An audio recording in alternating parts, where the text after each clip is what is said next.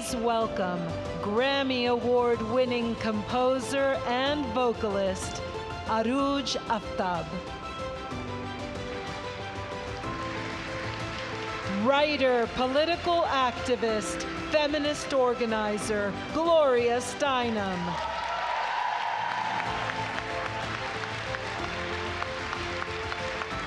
Musician, filmmaker, entrepreneur, philanthropist, Pharrell Williams. And CBS Mornings co-host, Gayle King. Hello, global citizens, fellow human beings. Pharrell, do you ever feel like happy, like a room without a roof? You ever feel like that? Yes, I felt like that when I was dancing to your song, and look what happened to me. It's called Achilles tendonitis, but it's all good. It's all good. This is what you do to people. You put them in a boot. But I was feeling really good when I was trying to do a dance move. Let's go Valentine's Day, guys, for a second. 1967. 25-year-old Black queen decided to cover an Otis Redding tune. Now, her full title at the time was Queen of Soul.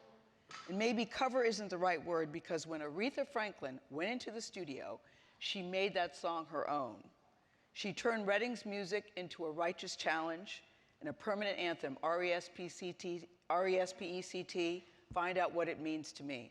So when I sat down to prepare for today's conversation, I found myself going back to Aretha's Declaration of Independence, if you will, and I kept wondering if she, or if any of us, could ever understand what attaining just a little bit of respect would take.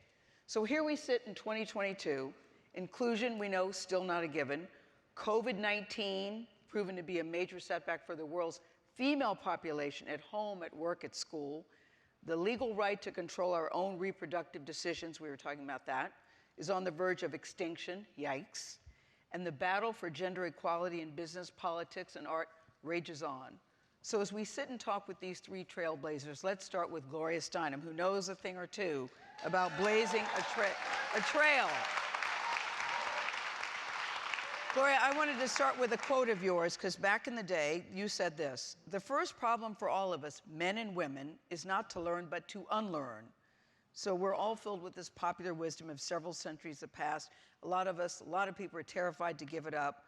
So what are the lessons this culture, you think, has to unlearn and give up as we sit here today in 2022?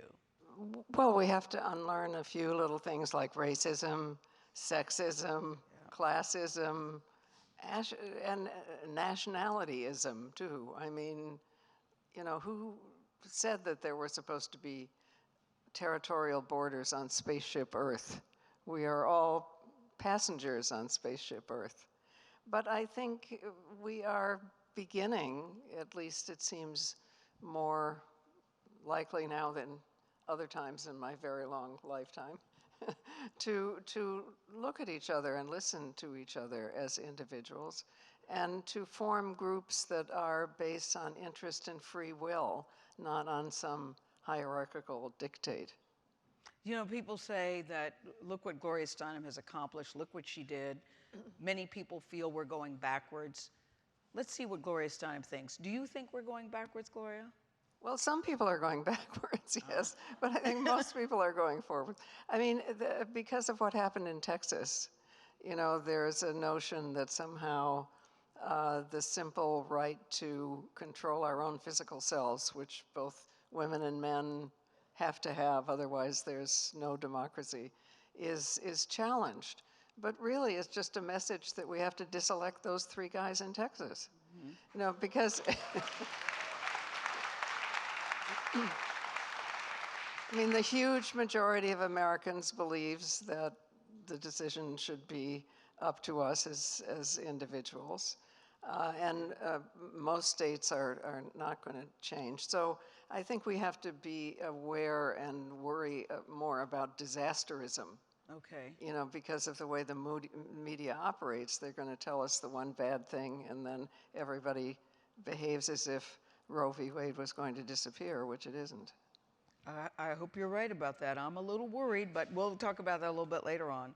Pharrell, we have to congratulate you on being the whole representation of mankind today. Pharrell Williams.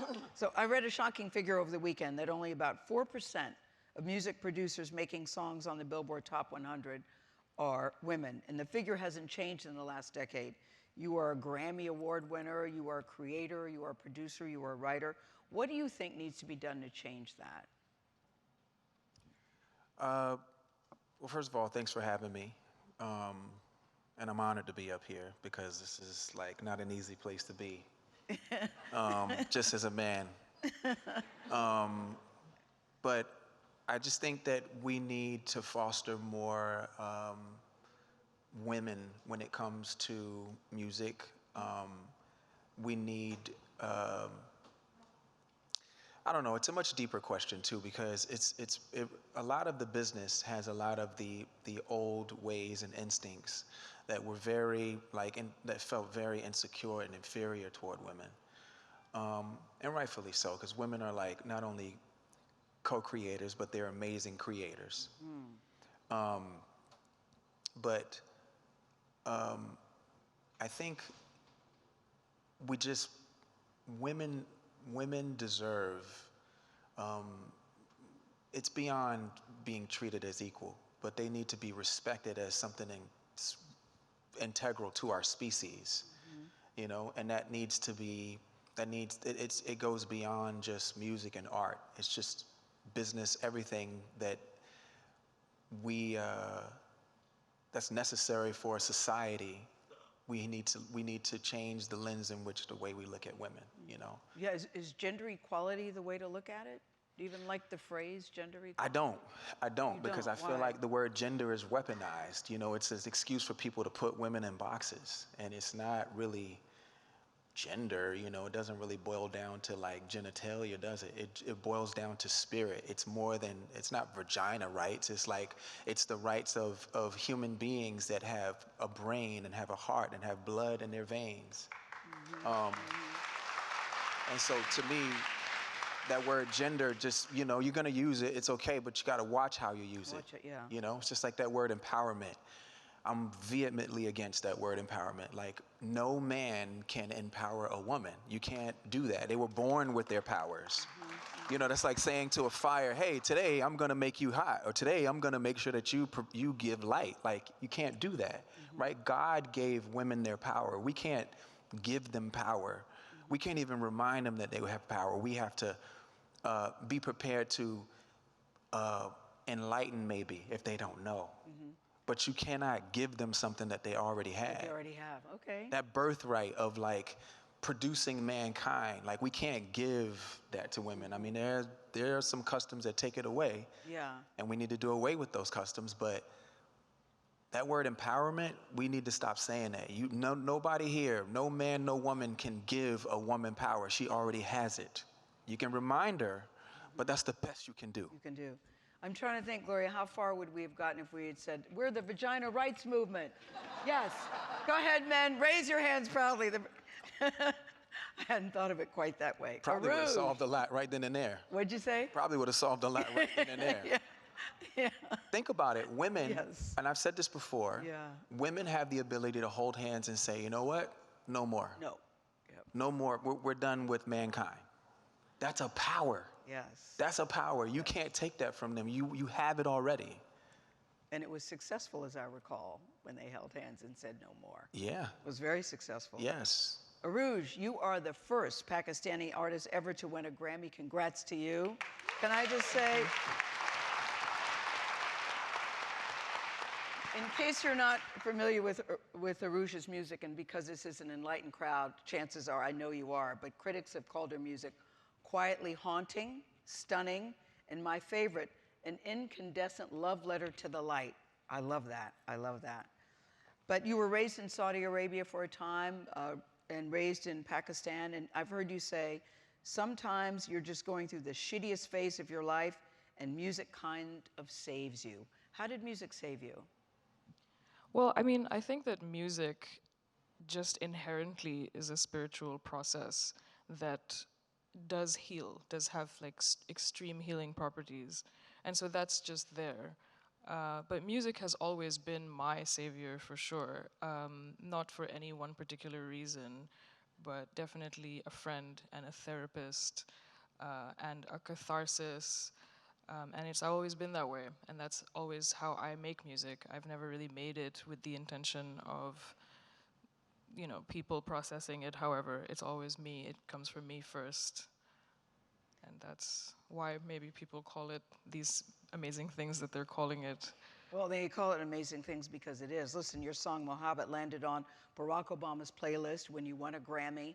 After you gave your speech, you said, I don't even know what I just said, because now you live in Brooklyn, where all the cool people live, by the way, in Brooklyn. I live on the Upper West Side. When I was looking for real estate in New York back in the day, moving from Greenwich, Connecticut, the realtor said to me, Miss King, you don't want to be in Brooklyn or downtown. That's where the cool people are. You'd be very happy on the Upper West Side. Why, I said. He said, because that's where the dogs and baby carriages are. And guess where I live? On the Upper West Side. But you live in Brooklyn. That's a long way from Brooklyn to Lahore. And I think people could look at your upbringing and think, how did she get here? But you have also managed to maintain a lot of the beautiful Pakistani culture. Can you explain, without giving your whole life story, what your thinking was and how you were able to do what you do in the circumstances that you do it? Yeah. I was growing up in Pakistan, and I wanted to make a music that I didn't really see existed at the time, and I didn't really see a lot of representation of even like female musicians in the moment doing that. Pakistan being so close to India, like the music has predominantly felt very like film Bollywood adjacent, and so I was trying to I wanted to make a nuanced crossover jazz, folk, and traditional sort of music, and I just didn't really have the tools to do that in Pakistan at the time. And so then I decided to take out a massive student loan and go to Berkeley in Boston and study jazz, and then move to New York, which is this sort of utopic melting pot of the world where everyone crosses over. You literally don't have to go anywhere, right? Like Femi Kuti, you probably meet him on the subway or something, I ran into Michelle and DeGeo Cello on the subway one time. It's just like New York is you just have to be here, and you're kind of sharing so many different traditions and cultures and creating a very personal experience with music, And so being in New York for the last 15 years kind of informs what my music is doing right now, which is a very personal thing. I will say, though, about the music industry, like based on what we were talking about, it's like so weird to me that statistic exists where there's still to this day so few female musicians represented in the music industry. Because I just think like, how do we not know, and how do we not all collectively agree that everything is just exponentially more fun when women are there, right? Yeah. It's just like, it's like women and people of color, like it's just so much better, It's more interesting, and it's just really more awesome. Like, what do you guys do in the studio? Just all dudes, like, I tried to watch things like Entourage or whatever. Yes. I'm just like, I can't keep watching all these men on this screen. Like, I cannot, I'm bored, I don't want to do it anymore. You know what I mean? It's like, so with that being said, with that being like the obvious and, majority consensus, it still just makes me feel that like, it's so weird that there are not still enough women, that there's still so much gatekeeping, that we're not doing things collaboratively and celebrating the essence and the awesomeness that is music, that we're still just kind of, one party is holding the other party back at their own, like, it actually messes them up as well by doing that, Like, how is it nice for men to just be making music by themselves and not with the... Pharrell, I see you shaking your head. I'm wondering, I like what you said, Arooj, about gatekeeping. When you're choosing songs to produce or to sing, are you intentional about including women? What is your process? It varies based on the artist and based on the goal, the intention of what the session is about. Was there a specific incident when you looked at the music industry? And as you said, Gloria, it's in all businesses, whether it's business, entertainment, politics. It is, this is a common issue. And I'm wondering how you navigate that for yourself. I don't know. I've always leaned toward like the best is the best. Yeah. And most of the time, in my life, it's It's been women. It's a couple of us, Ron, but other than that, it's mostly women. The best is the best, to me. That's what I think beyond. It's always the best. That doesn't really answer your question, but it happens to be the truth. No, They just ended up being women. Pharrell, you've never lied to me, so Yeah. I don't doubt that. Gloria, as you sit around and you look at the landscape and you look at the world today, what concerns you most? Because, you know, we were having a big discussion last backstage, and I think there's a lot of hand-wringing going on, and you're saying we actually need to stop that. Maybe because I'm so old, okay, and I remember when it was way worse. I'm really an optimist. And I think when we look at the polls and see the huge majority support for reproductive freedom, you know, against racial distinctions, against, I mean, you know, the majority of the country is there. It doesn't mean that we don't sometimes see a third of the country, which is still quite into the old hierarchy, able to elect Trump, you know, which is, it was really a disaster. I mean, he's gone, right? For now. So I don't have to, Manhattan no longer has to apologize to the rest of the country. But the consciousness has changed profoundly. There's still not a really democratic group striving to wanting to become elected. I mean, there are candidates here in this audience, people who should be and could be running for office, whether it's school board or, you know, a state legislature, whatever it is. Our state legislatures are especially a problem because they tend to be controlled by the industries they regulate, the insurance industry, for instance, which is why we didn't have the Equal Rights Amendment when, you know, everybody supported it, but the insurance industry did not want to equalize their actuarial tables. Yeah, Okay. yeah, does that make sense? I mean, I think about your book, Gloria, and your dedication of My Life on the Road, and you dedicated to the doctor who performed your illegal abortion when you were 22. You have talked about this before, so I'm not telling tales out of school. And he asked two things of you at the time, that you not name him, you have since named him, and that you do what you want to do with your life. And it seems like you have honored that very gracefully. And we're talking about the polls, and the vast majority of men and women in this country, we do favor reproductive freedom. The people have spoken, but it doesn't seem like the people are heard, whether we're talking about productive rights, whether we're talking about gun control, whether we're talking about health care. There's also a rumor that most Americans believe that men and women should be paid equally. That's also something that's been dominant. So, yeah, we can applaud on that. We can applaud on that. So, I guess because they're humans. Because they're humans. Because yes. they're humans. That's Yes. why. That's my issue with the word gender, and I don't know how y'all felt about that, but that's why I keep saying that. Yeah. Because women deserve human rights. Don't keep putting them in this box. Oh, yeah, it's a gender thing. Yeah. No, it's a human thing. Yeah, I That's know. all I'm saying. No, I hear you. I hear you. And I hadn't thought of it quite that way, because I've always come from the school, if you want to be a woman in power, then empower other women. And you're saying we need to stop thinking that way. Well, when it's a male thing, it's just a human thing. Yeah. But when it's women, no, it's a gender thing. Yeah. That's all I'm saying. Yeah. And we experience that as black people too, because whenever there's like a crime by like a white dude or a white woman, it's like a man, da da da da da da. Yes. When a black person does it, it's like a black person did Yes. da da da da da da da. Yes. And that's all I'm saying. That gender word to me is being weaponized. You don't see it, you don't recognize it, but I'm telling you, it is. Yeah. And so is that word empowerment. Yeah, like if a man had said to me, I'm going to empower you, I might be a little offended by that, Pharrell. That's exactly right. Yeah, I might be a little offended. So the question I was trying to get to, though, is how do you turn politics into actual policy? Gloria, you go first, please. Well, first of all, we have to vote, and we vote in this country in a proportion that's less than any other advanced democracy in the world. So that is absolutely crucial. And you say look at all levels of voting, not just... Yes, yeah, no, absolutely. County, school board, state legislature, you know, it's really, we are not participating in the same way, even as Canada. You know, there's more participation there.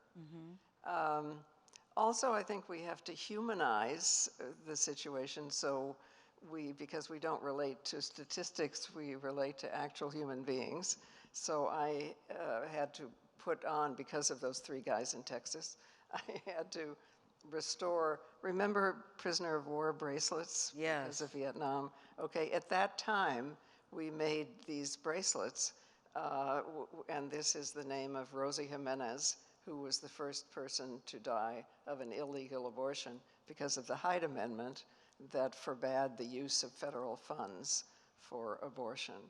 And so, you know, we were wearing these like POW bracelets.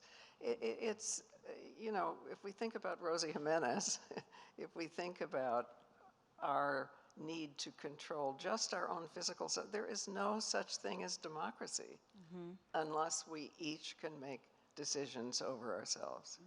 Are you worried about Roe v. Wade, Gloria? Do you feel that, because the way it's looking, it looks like it's going to be overturned. You don't seem to feel that. No, I don't think so. I mean, partly it's that I remember before Roe v. Wade, and we were doing what we wanted to do anyway, but... Because before Roe v. Wade, 1 in 3 women were getting an abortion. Right. Before. But I shouldn't say it that way, because that, you know, diminishes the suffering that went into finding illegal abortions and the danger and so on. So I don't mean to say it that way. It's just that obedience cannot be secured by unjust laws, because people just don't obey them. You feel the same about Roe v. Wade, Pharrell? Are you worried as we sit here today? Yeah, I'm worried. Yeah. I think it's going to get overturned. I think the same people who want to overturn it are the same people who are fine with what goes on at our borders. They're fine every time, you know, unarmed African Americans and people of color are murdered. The same people who are super cool with like a domestic terrorist going into a store and killing 10 people and then, you know, able to turn himself in. And he's alive today. Yeah. Right. It's the same group. But you know what? I seen this on Game of Thrones. I said this the other day. I didn't really agree with the character. I hated the character, but he said something that was so profound. He said, you know, they are the few and we are the many. And Say that again. Yeah. We are the many and they are the few. And when the many stop fearing the few, and that gives me like hope. Yeah. But it's the same, but be very clear, it's the same archetype. It's that same person. And again, maybe it's not the sweetest subject, but that's the reason why I don't like the word gender, because it really boils down to basic human rights. This is a small group of people who every time you turn around, they're trying to control people's human rights. And for you to not have dominion over your body and over your mind and your soul is a crime against humanity. And I think women need to be elevated to that human rights conversation, not this subdivision of gender. I hear you. Because, and this is a controversial subject too, but women come in all sizes and shapes and forms today. If we're going to acknowledge human rights, they're not all going to look the same. They're not all going to have everything that everybody else has. But that's what human, the spirit, it's like human being, flesh, spirit. We can't empower, but we got to stand out of the way and live. We got to live and let live. Yeah, it's not empower, he says enlighten. But as we sit here today, I'm curious, gender, because that's what most of us are dealing with as we sit here in 2022. And I hear you, Pharrell, the point you're making, but I am curious, Arooj, for you, Pakistan, the first person to win a Grammy from Pakistan, I think that's extraordinary. Was gender ever a barrier for you, did you feel? Yeah. Yeah. You know, the patriarchy is alive and well everywhere. And everywhere and in Pakistan, and you know, there's also a lot of patriarchal brainwashing that has occurred to women.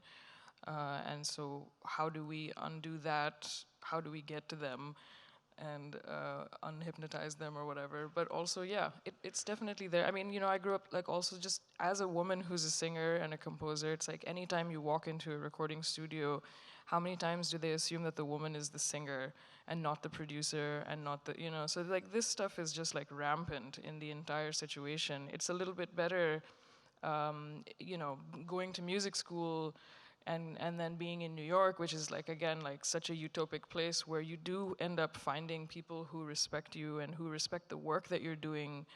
But time and time again, women just have to prove themselves so much, like you'll hire a man based on his potential, but you'll hire a woman asking her over and over again to prove like her experience in the matter, and so those are the things on a fundamental level that continue to exist in the entire system.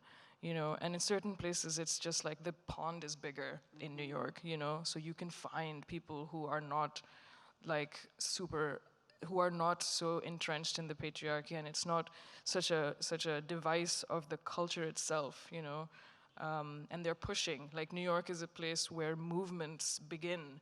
So, and there are very few places like that. There's New York, there's maybe Barcelona, I don't know, there's like Detroit, maybe San Francisco, you know what I mean? Like it's all over the place where, and then there are very few sort of like safety places, and I think New York is one of them, and Pakistan is definitely not one of those safe places. I see our clock has stopped, but I do want to close with this, with each of you saying, your wish for men and women as we sit here today in 2022. Gloria, you go first. And Pharrell will close it out. We're going to go. I Gloria? want women and men and everybody to be able to do anything they fucking will, please. That's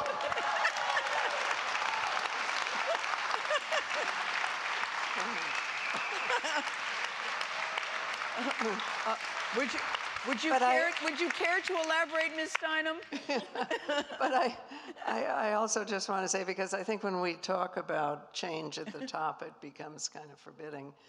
But the basic unit of the state is the family. So the question really is, are our families democratic? Are men taking care of children as much as women are? Are the duties at home shared equally? We still have to deal with unequal pay. I understand that, but at least it could be pooled and shared equally at home. And I think, because change is like a tree. It doesn't grow from the top down. It grows from the bottom up. So somehow to think about our families, our workplaces, are they equal there? Even if we can do the smallest thing to say, how come, okay, here's a small thing. How come parking lot attendants who are men get paid more than childcare attendants who are mostly women? Do we care about our cars more than our children? Yeah. I don't think so. No. So I just want to advocate bottom-up change, because actually that's what works. Arooj? I mean, I should say something charming right now, right? So maybe, I think that on a very minuscule level, pepper spray should not be illegal in New York, because summer is coming and New York is crazy. So why is that a thing? What should be illegal, say? Pepper spray should not be illegal to purchase in New York. I think that'll make a massive change in the demographic of the city of New York a little bit this summer.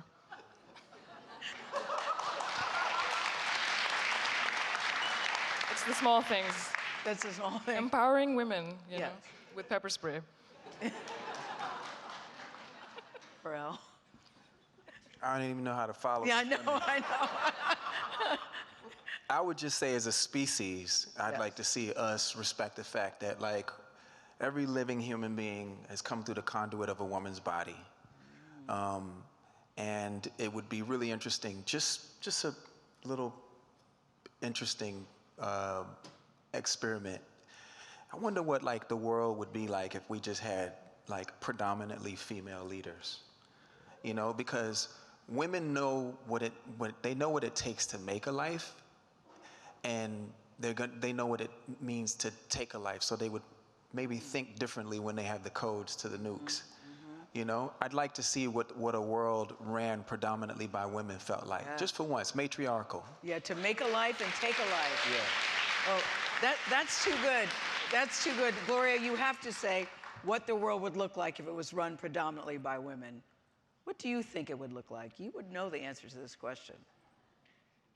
And I know they're not all that nice. I know some of them can be mean. I get that.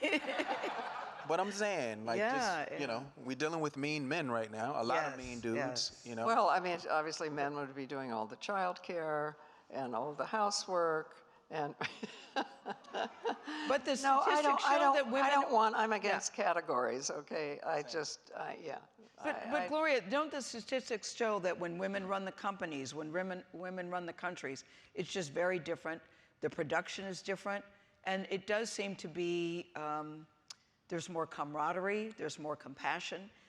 Those are real facts. Those are real facts, but they really are cultural facts more than they are physiological facts, because we're less likely to have been raised with the idea of command as something we needed to do.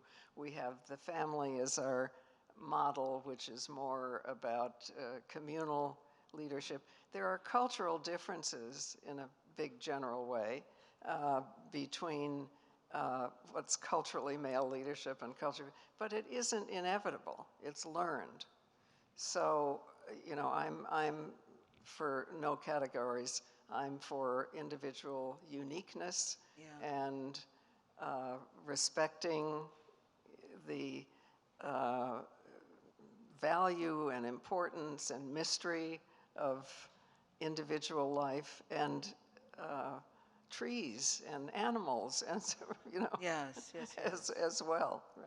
Well, I want to thank all you individual, unique people for joining us today. Thank you. Thank you. Thank you.